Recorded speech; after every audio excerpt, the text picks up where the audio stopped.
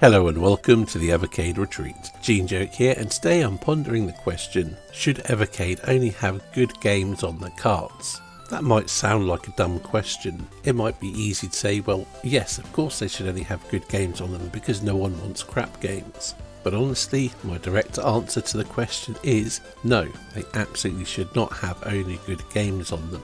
And the reasoning for this is twofold. On one hand, what is a good game is entirely subjective. While it's true there is a certain baseline of quality, that doesn't always reflect the amount of enjoyment you can get from them. Let's take Nintendo games for example. I mean, they're first party games, that is. I don't think anyone can say with a straight face that Nintendo's first party games are bad, whether it be on a technical level or on a gameplay level. They absolutely do what they do very well. I imagine you can also say the same of, say, the Call of Duty games. The thing is, I would never call a Call of Duty game a good game. At least not in my opinion. I don't enjoy them, I get nothing from them. But I can recognise that they have a definite level of technical excellence, and clearly they're very popular, so yeah, they're good to a lot of people. And I can say the same of a fair number of the Nintendo first party games. Ultimately, if a game doesn't engage you, it's not going to be good, it's not going to be fun. So if you can get more enjoyment out of a technically less impressive or janky game, then surely in essence it is a good game. Or even if it's so bad it's good, you know it's objectively bad and you're laughing at it rather than with it, you're still getting some level of enjoyment out of it. Playing it is a worthwhile experience on a certain level. Now of course you don't have to enjoy bad games, it's not a requirement, it can simply be something you don't like and you don't play. But why would you want to deny other people the chance to enjoy it? Or at least, why would you deny them the chance to have that experience? It's not like it's going to harm them in the long run. But more importantly, the Evercade isn't just selling games, it's selling nostalgia. And as Ed from the Evercade Effect has said, nostalgia is a powerful drug. How many of us played games which were objectively not great, but enjoyed them because they were attached to a license, to our favourite movie or cartoon show? How many of us learned to enjoy games because we only had that one game for a month or a few weeks before we could get another one? And if we'd gone with our first impressions back in the day, we would never have played it again and thought it was awful, but actually found something to enjoy. And then there's the discovery factor. Many people claim they would like to see the discovery on the Evercade. But you can't go on a journey of discovery without discovering things that you don't like. Hell, I would argue that finding things you don't like will make the ones you discover that you do like seem more like hidden gems. And for every game that you discover that you don't like, there could be someone who discovered it who really loves it. Because it doesn't matter how much or how well reasoned your logic is, how firm you are in your beliefs and knowledge of what you like and don't like, or what you think is good or is bad, you can guarantee there is someone with just as strong beliefs of what they think is good or bad who disagrees with you. What if enough of these people said that such and such games are rubbish that you absolutely love, and it meant they never came to Evercade or never got re-released ever again? It wouldn't be cool at the end of the day. So no, I can categorically say I don't think Evercade should only have good games on the carts. But I definitely don't think they should only have bad games on the carts. I mean, that would just be ridiculous. Although an official Kosoge collection could be quite amusing. So what I'm saying, and it's something I think Blaze mainly achieve fairly well, is that while not every game needs to be good, they need to have a balance of games that will draw people in, will keep people playing, and make people realise there is a certain level of value to it. But they also have to bear in mind that not everything is going to appeal to everyone, and that's fine. The carts absolutely can just appeal to a niche within a niche, because let's face it, the Evercade and retro gaming is a bit of a niche market. So when Blaze try and cater to every different aspect of that niche, it makes sense. The important thing to remember is you don't have to buy every cart, unless you're an obsessive collector.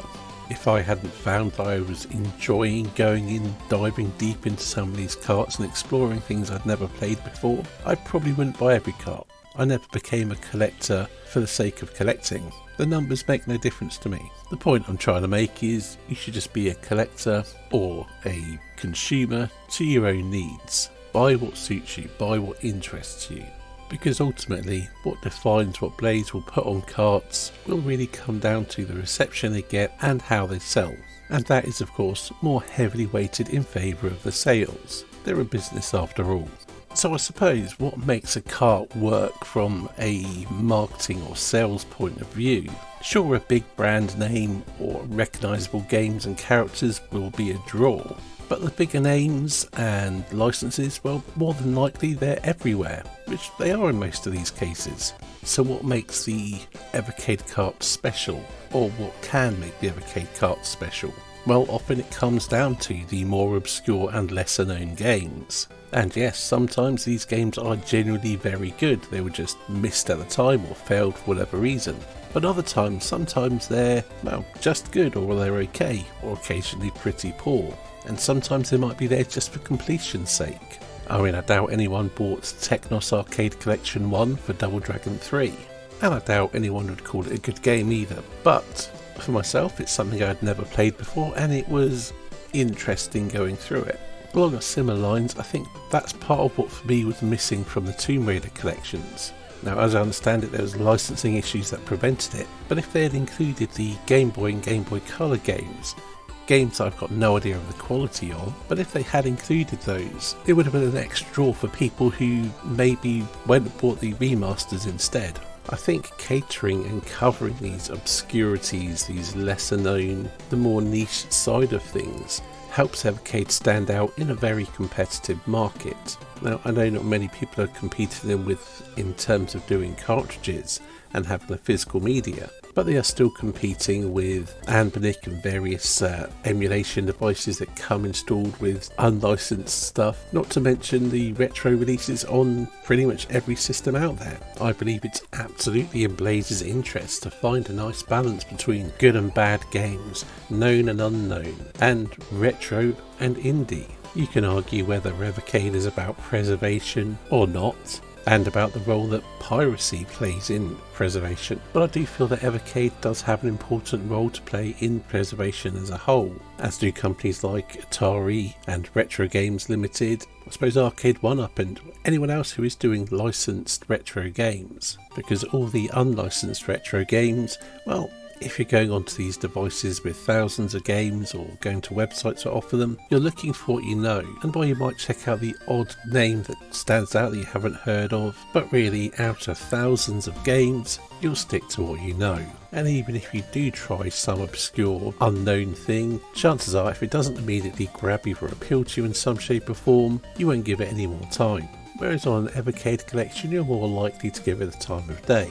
So I say again, bad games, just like good games, absolutely belong on Evercade and should be included, as long as each collection does have good and appealing games to draw people in. The not so good, the obscurities can be curious extras. Just as not every Evercade collection needs to appeal to everyone, not every game on the collection needs to appeal to everyone either. I would imagine striking the balance between quality, nostalgia, brand recognition, discovery and quantity can be quite challenging for Blaze. But for the most part I think they do a good job, and when it comes down to it, if there's a system or a collection that you know is not going to appeal to you, you can just not buy it. Fairly safe in the knowledge that sooner or later collections that do appeal to you will come out. And if you're on the fence about such collections, well, I guess that's where the wider Evercade community or even the retro gaming community can come in handy. By discussing your likes and dislikes,